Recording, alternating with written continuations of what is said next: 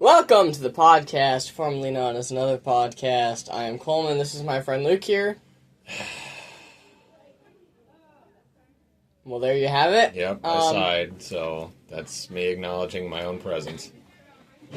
So I guess this is gonna be a normal episode after last week's. A normal episode? Well, compared to last week's Halloween Are we going to call it the normal episode? I mean, we can. Okay. I mean, we had last week's Halloween episode with all the spooky things. Yeah. So we're going, I'm still so creeped out from that episode. And, yeah, aren't we all? Yeah, oh yeah. So I think that, the big thing would be is we're not talking about anything like, you know, holiday-ish stuff, so. Right, nothing. Well, actually, I thought Let's talk about turkeys. Turkeys. And, clovers. Yes. Because the holiday on, with turkeys is definitely that Irish green guy that's really short, that sits under a rainbow with a pot of gold and eats turkeys. We all know that, and that's why we celebrate the wonderful holiday Kwanzaa. Of Kwanzaa, yes. And, right. So. Sorry, I'm just noticing that I feel like the stock of that musket is actually very crooked. It kind of is. That's interesting. I think that should be our picture. No. So. No, it shouldn't. Because it's not made of Legos. That is very true. But we are going all over the place for some reason today. We don't really know why. What? Well, you're just kind of sitting there, and you're just like, oh, the musket's so crooked. We've talked about the musket in the past. It's from a book, or it's supposed to be from a book. It's indicative of the content of a book. Yeah. Wherein there are muskets. It's a fake musket. Not a real one. We don't just have a real one sitting in our, Studio. Studio, yes. The unnamed studio. Yeah. The unnamed studio. We might name it. Yeah. But we did talk about kind of what we were going to talk about, and what if we were going live? Oh. Now the thing is I guess we're going live right now. This is a live episode. We are recording this episode right now as of this moment. Yeah. Therefore, it is live. We can't not record it in a live way. we can't record this later. We can't record this earlier. We can only record it right now. And right now is live. So yeah. Yes. So I guess we could call this episode the normal live episode. No. Or just the normal episode. The normal episode formerly known as the live episode. I don't know. Whatever. Well, this is going to be episode 29 if I am correct. Oh, wow. 29. I think it's 29 because I know we had 3 episodes to do. So I think this is episode 29. Next, 3 episodes plus 1 is 4. Well, I meant number 27, which was 2 episodes ago. Not counting this one. We had 3 episodes. No, counting this one. 2 episodes ago. Counting this one. That was my bad. Alright. My math is making Luke bust out in laughter. I can't help it. Okay, 2 episodes ago, counting this one was number 27. You know, I laugh because if I was going to try to explain math, it would be the same. So, just, I'm not laughing at you. I'm laughing at me. With me. What? No. You're laughing at you with me. This is getting just as stupid as our math. Right. Okay. Anyway. Maybe let's try to talk about something. Instead of... No. I mean, we could maybe eventually go live at some point, but I don't think anytime soon. No, don't... Okay, if anybody wants us to have a live episode... Do something about it. No, just stop wanting that. Yeah, just stop wanting it. I I'm just as live right now as I can bear to be. Yeah. So, I mean, we're not dead, and yeah. we're not deathly ill, so... So, okay, this reminds me of something. We all know the song "Wanted Dead or Alive." No, but okay. Never heard the song. It's a classic song where some of the lyrics are "wanted, dead or alive." But you know the Schrodinger's cat thought experiment, right? Mm-hmm. Okay. So you have to consider the cat both alive and dead. So But you really don't know. The Schrodinger edition of that song would be "Wanted, Dead, and Alive." And now I've really wasted our time. I think we've spent, like... Wow, 6 minutes without any content. We are incredible. We are on a roll! So, what kind of Star Wars-y nonsense or what have you could we talk about? Well... I had this idea, you know. Really, I did. I didn't know that, but yeah. Okay. What about you? I was thinking of one, and, Yeah. now I blanked. So, yeah. Rename this the worst episode!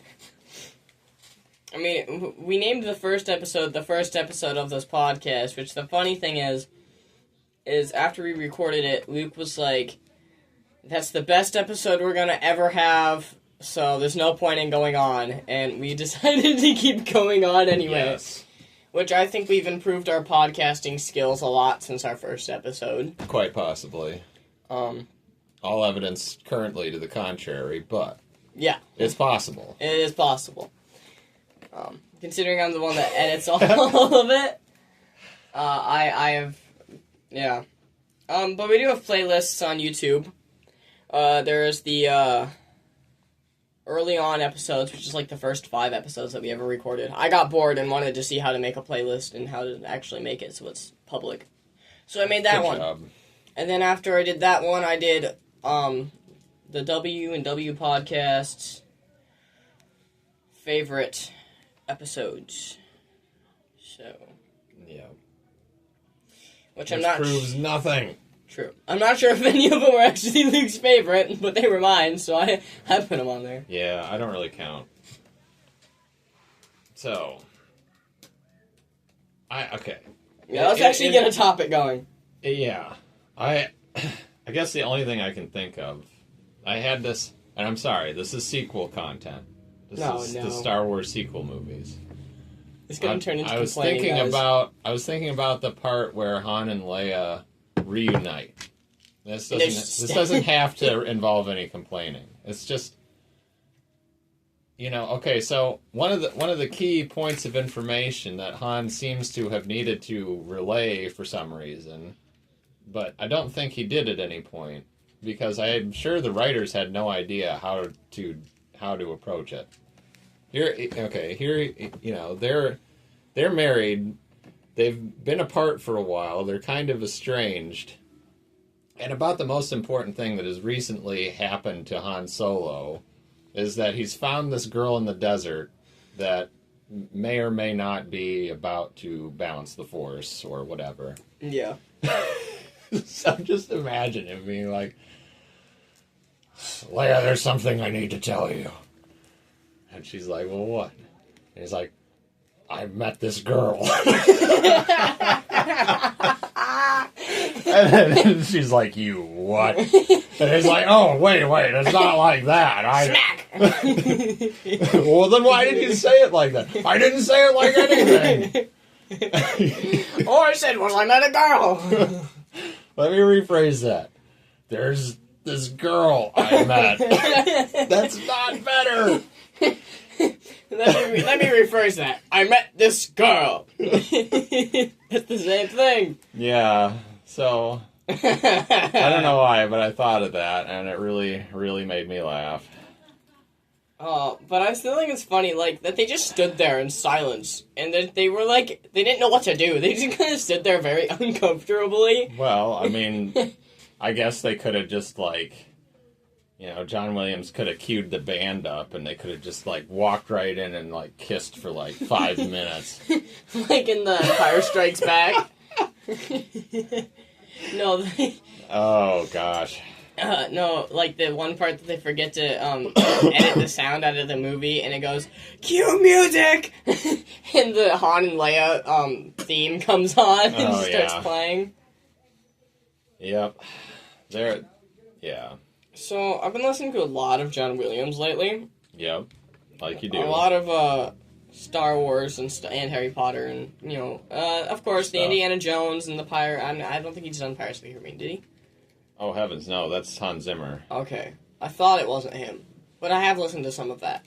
Okay. Yeah, no. Pirates of the Caribbean, mind you, is, like, some of the best soundtracks ever. I don't favor the original movie. I think the second and third movies have the best soundtracks. But, there you go. I'm going to have to say this, though. Okay.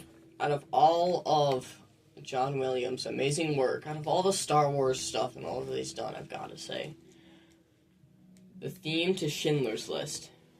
Okay. It makes, if you just listen to it, like, just listen. I've never watched the movie. I want to watch it now because of it. If you listen... Well, boy, you're... If you listen to the soundtrack... Ooh, I just got ink all over myself. Well, yeah, because you're playing with a pen. I'm gonna stop that right now. Anyway... I've gone too far. This is madness. She's going all over his hand and spreading. Anyway, it makes you rethink a life. Yeah. Like, listening to that one theme. Yeah. It's like the most beautiful piece I think he's ever wrote. It makes you rethink life like, wow, life should be so much more miserable even than it already is. Okay, then. But, like, it just, I don't know. There's something about it. No, yeah, you're right. There's another theme in that soundtrack called Remembrances that's also I listened excellent. to that one. I wasn't really fully paying attention because I was so blown away by the theme. Yeah. By when that one came on, I was still blown away and was trying to listen to it, but Yeah. I need to just sit down and listen to that one. Yeah, he kind of, I don't know, it's just really great tribute to what the violin can do. Yeah. Just one violin. Even though we've got to be real here, he really favors French horns. Yeah. Through all of the Star Wars movies, even the Harry Potter movies, all of his soundtracks, I feel like the melody is driven by French horn. Like I mean, composers have a particular sound, Yeah. and they have a hard time breaking the mold. Hans Zimmer, one of the things that's great about Hans Zimmer is that he tries really hard to break his own mold, sometimes almost too hard. Yeah. Like, he gets into some experimental stuff that is just kind of like, I don't know, man. I don't know if you needed to push yourself that far away from yourself. Yeah. But... I know, John Williams, if he doesn't want a French horn for something, he always goes for violin. Yep. But we've got to be real here that I like the French horn stuff. The stuff that he has French horn playing is great. Because, you get the bum, ba ba ba ba ba ba ba ba ba da ba bum bum. That's driven by French horn. Yep. What is it? It's the, I think it's Duel of the Fates. That's also driven by French horn and trumpet. It's both. The ba da da da da da da da dum. Ba da da da da da da da dum. I'm out of key, but we don't Yes, talk you about it. are. This is kind of the stuff, minus Star Wars and Harry Potter. This is the stuff I like. I love music. Yeah. And that's one of the things that drives all three of the series that we mostly talk about. Yeah. Some of the ones that are... Without the... I feel like it would just be awkward without the music. There's a really wonderful video that everyone should see that shows the ending of A New Hope, where they're walking down to get their medals, and they took the music out of that.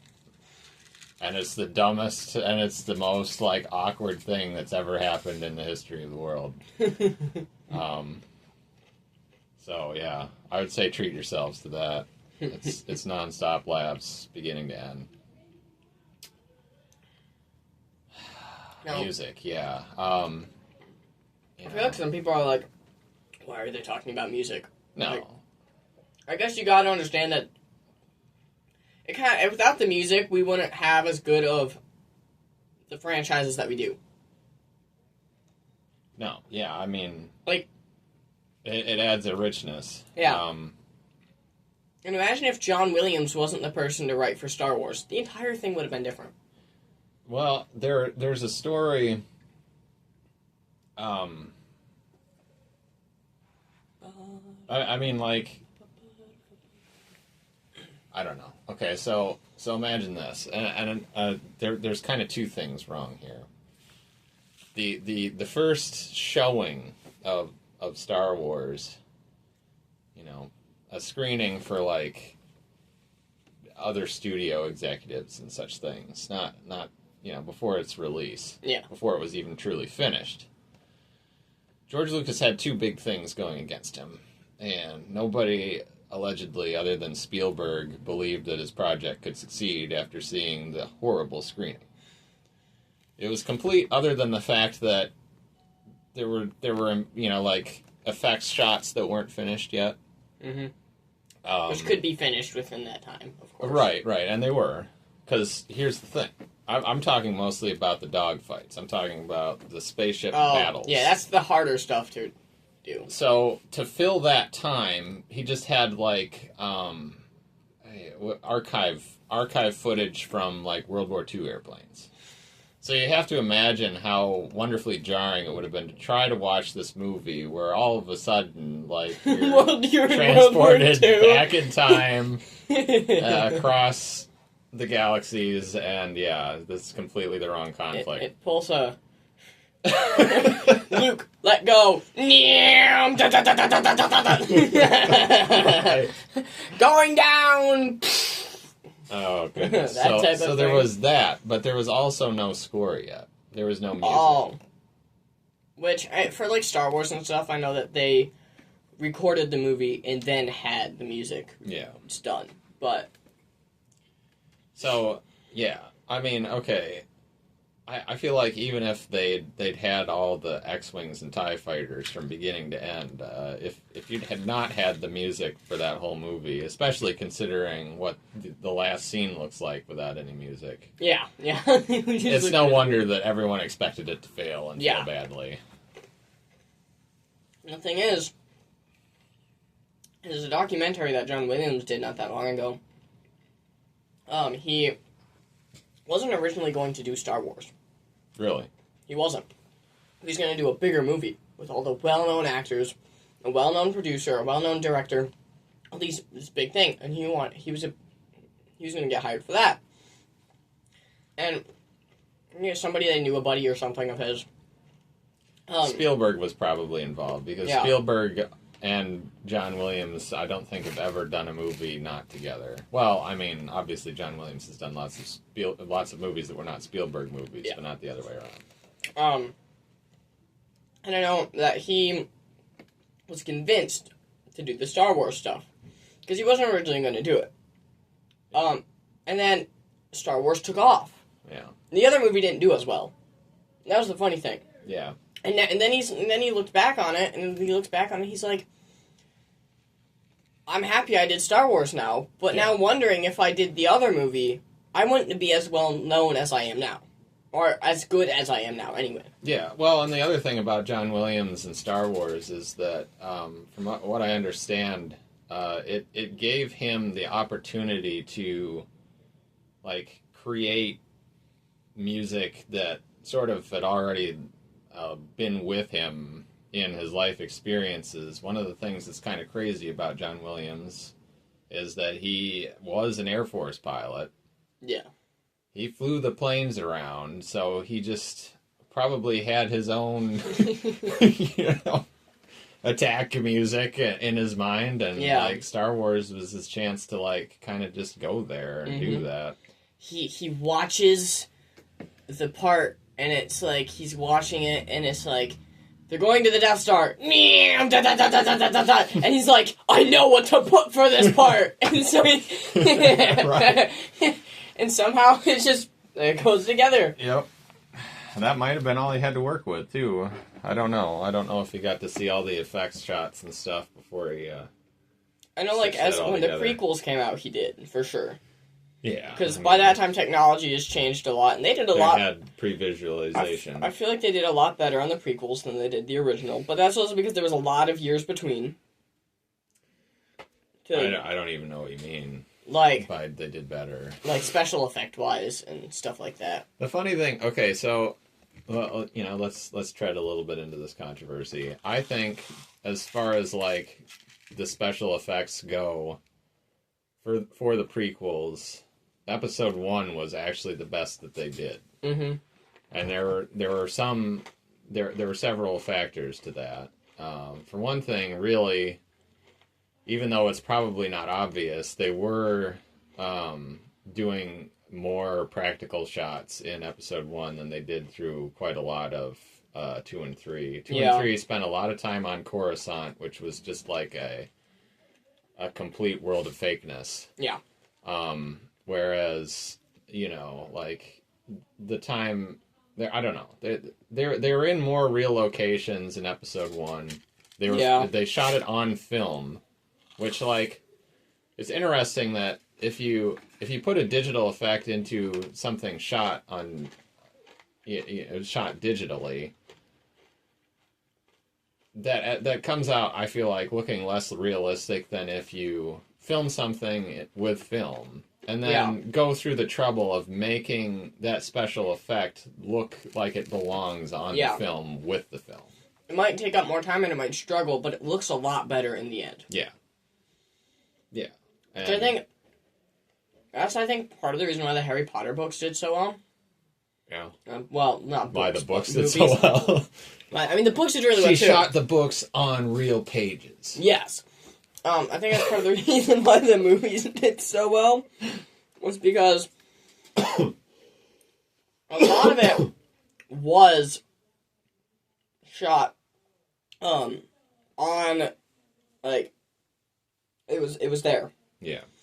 There was only a certain things that they had to shoot with green screen, like the Quidditch. They were actually on brooms. Mm-hmm. Like, they had a big, tall stand that was standing there, and they were on the brooms. Yeah. And they had, like, a blue screen behind them, a bluish green screen. It was blue, and that's how they did it. But that's because the Quidditch field, when you're going on your broom and you're flying around, you don't need the Quidditch field to look like it's 100% real. It needs to look blurry. Yeah, it just needs to look blurry and enough to where you can be like, yeah, that's the Quidditch field. Yeah. But, like, for the spells and stuff, there was only a few things, and I think it was mainly in the newer movies. There was a few things that, like, they did in a green screen for sure. Yeah. But most of it, I think, was just shot right there. And that's why their special effects did really well. Yeah. Especially early 2000s. Like, 2000 to 2010. Right. Well, as the technology got better, people's utilization of it got worse.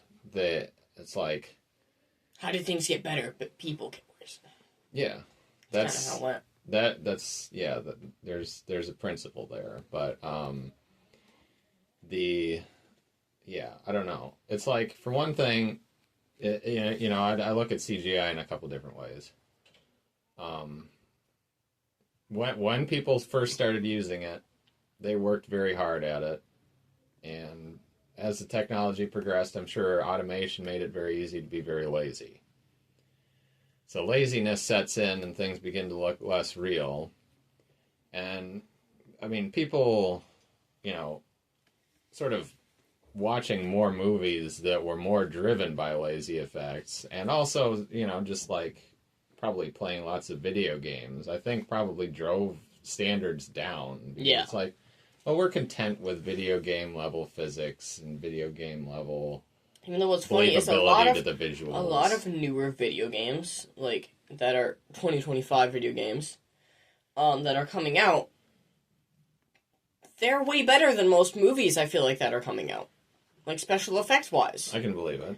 And it's like, how on earth do you get to that point? I mean, at least it's all it all really belongs together. Yeah. I mean, you're not trying to put like real people in there with the effects, so it's all kind of the only cohesive. difference between a video game and a movie special effects is, for one, the video game's special effects are better, and for two, in a movie, you don't glitch around. You don't have glitches in a movie. Well, yeah, you hope not. You don't, hopefully not. Right. I mean, if you go to a movie theater, I don't think there's ever been like a glitch that's been in a movie because they don't. Oh, sure. There's glitches in every movie. There's True. I guess it depends there are on period pieces where they had a low angle shot and there was a jet in the background. Yeah, and people like just that. forget or don't notice to take it out. Yeah. Anyway, Well, let's do the things. This is running long enough. Yeah. I'm glad we actually figured out something to talk about, though, because, man, we're supposed to do that. Yeah. Well, it's Impossible Trivia time!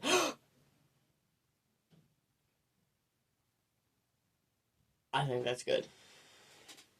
I don't know, man. I don't feel like I can talk yet. Okay. Yeah, no. Impossible Trivia time. You'll go first. 'Cause Me? Yeah. All right. I went first last week, if I'm correct. So, I guess my question today is, how would Star Wars Episode 4, A New Hope, have been different if Yoda had been 27 feet tall? Well, for one, I guess he couldn't ride around on Luke's shoulders. So Well, it would he be didn't. like, In A New Hope. In A New Hope. Wait, yeah, he wasn't Yes. even there. Right, I picked the movie he wasn't in. I guess they would just be like flying by, and in Dagobah you would just see like this super tall tree, and it's just Yoda. Oh my goodness, I hadn't thought about that, but it would have been really easy for Luke to just run into Yoda that size. Oh my. He gets to Dagobah, and finally Yoda's like, I have to teach you how I got taught. And he gets on Luke's shoulders, and Luke just like collapses and dies. He's just like, I'm going to teach you the way. Gets on Luke's shoulders, and Luke just plop. And just, oh, sorry. I guess he... That, oh, that was the whole subject that I forgot about. We're going to have to remember to talk about that. Like, Yoda going to Dagobah. There you go, people. Whoa. Okay, so think about it. Episode 3 happens, and they're like, okay, we're going to go into exile. Now, Obi-Wan, you go to Tatooine, where Luke is going to grow up, so you can sort of, like, cultivate him to be the guy we need him to be to, fix all the Sith stuff and the Empire and everything. And I'm just going to go, to this swamp planet and do absolutely nothing. How does that sound? Like, why didn't Yoda go to Alderaan if that's where Leia was going? Why wouldn't you put one of them with each of the children to look over them and instead just be like, okay, Obi-Wan, you're going to have an important job. I'm going to do absolutely nothing. Vader didn't even know Leia was a thing. Yeah. He didn't know either of them were a thing. Then how did it... Oh, wait, yeah, because the Emperor told him, wasn't it? That the Emperor told him that Luke was a thing? Yeah, but not until after Luke had already kind of been a thing. Like, yeah, he had I to know destroy a whole Death Star before the Emperor was like, wait a second. He's a Skywalker, and that other guy was a Skywalker before he became Darth Vader. So, you're his dad. Yeah. My impossible trivia question. Okay. Yeah, let's just be done with this. I'm sorry. So it has to do with Fox the Phoenix. Okay. And we all know Perfect, that I don't know anything about him. We all know that like when a Phoenix dies, that it turns red. Sorry, go ahead. when a Phoenix dies, yeah, I don't know. It burns, and then it comes back in its own ashes. The thing is, I've already asked kind of a question how many times since he came back. I'm not gonna ask that. Okay. But, like, then That's not even where I'm supposed to be going with this. But then the Okay. okay. Fox the Phoenix. His Right. feathers, right? Okay. So, you know how there's phoenix feathers in a wand? Sometimes. there can be. Yeah, right, they're cores, right. yeah. I think I've heard that. Harry's had a phoenix feather, and so did Voldemort's. That's why their Okay. wands were brothers. They came from Fox the Phoenix. Both of them? Yes, but the thing is, the phoenix normally only gives one. You have to be polite to give one. So why did was Fox very, very polite? So why did Fox decide, you know what, I'm gonna give 2? This opens so many questions for me because let's say you plug your phoenix feather into a wand, and then the phoenix burns up and comes back. Like, isn't the feather in your wand just like an ashy nothingness at that point? Because it's off of the bird. Okay. It only burns if it's connected to the bird. I guess that's fair. Why did he give 2? He forgot that he gave the first one. Simplest answer. Boom. I'm gonna go with that now. He's like looking back through his memoirs and he's like, I don't remember giving one, so I'm gonna give one anyway. I don't have it written down here anywhere. And then once he gives the second one, the guy's like, thank you for giving 2. And he's like, gave 2? Well, now I've got to write both of them down. One of the times that he was alive, he just made it to such an old phoenixy age that he had memory problems. Yes, that's the answer. I just had this other thought. Okay, so supposing you had a pet fox, would you name that fox Phoenix? So that you have Fox the Phoenix and Phoenix the Fox. No, the thing is Fox's name, if I'm correct, is F-A-U-X or something. Then his name is really more like Faux. If you went with the traditional French pronunciation. We are going super long, and this is stupid. Yeah, so let's do verses and get this over with. Verses, yes. I have mine. Do you have yours? Kind of. Okay. Mine is... I kind of went very basic because I had to think of one today. Okay. Me too. Very, very basic. Emperor versus Voldemort.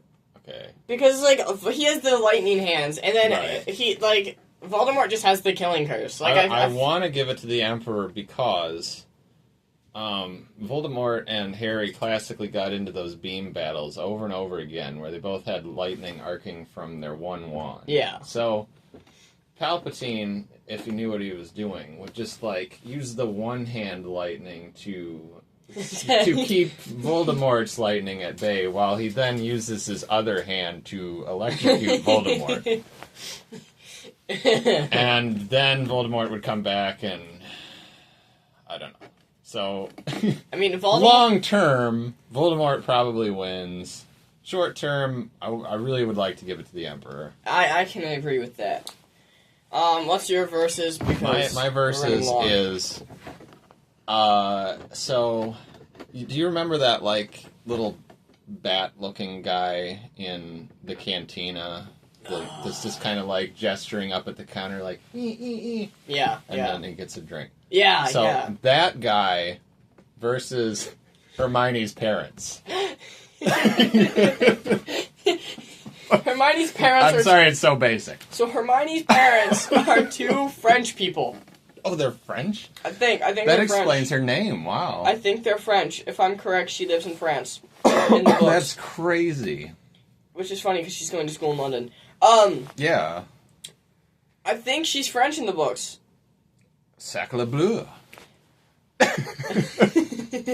Zut alors. So yeah, I think she is French in the books if I'm correct. Okay. So that changes things drastically. Yeah. So it's it's a French person against the give me. It was two French people. Well, yeah. So I think I think that they would just look at the guy and would be like, "Oh, how cute," and would just give him like a sippy cup, and then that would be that. You're right. All they would have to do is simply placate him with the juice that they no longer have to give Hermione because they don't even know she exists anymore, and there would be no more conflict. Yeah. That's genius. Genius. Well, yeah, yeah. So I think Hermione's parents would win in the long run. You're right.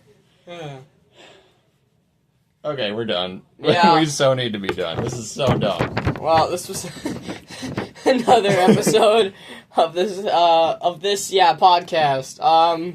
I guess we're signing out. Yep, bye.